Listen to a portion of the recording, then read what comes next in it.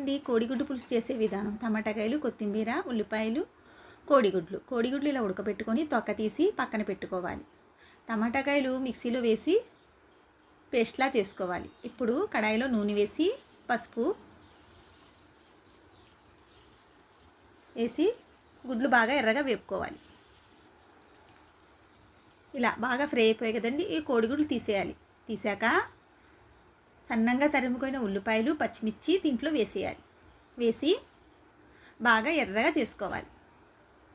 ఎర్రగా చేసిన తర్వాత కొంచెం మగ్గిన తర్వాత ఉప్పు వేసి టమాటాకాయ పేస్టు వేసి బాగా ఎర్రగా మగ్గనివ్వాలి. మగ్గిన తర్వాత ధనియాల పొడి, గరం మసాలా పొడి వేసి బాగా మరి కాసేపు ఎర్రగా వేపాలి. వేపిన తర్వాత కారం వేసి బాగా మగ్గనివ్వాలి. చింతపండు రసం మగ్గిపోయింది కదండి, ఇప్పుడు చింతపండు రసం వేసేయాలి. వేసిన తర్వాత బాగా కాగాలి. కాగిన తర్వాత కోడిగుడ్లు దీంట్లో వేసేయాలి. వేసిన తర్వాత చివరిలో కొత్తిమీర చల్లుకోండి. ఎంతో కమ్మగా, ఎంతో టేస్టీగా, ఎంతో ఈజీగా కోడిగుడ్డు పులుసు రెడీ. వీడియో నచ్చితే లైక్ కొట్టండి ఫ్రెండ్.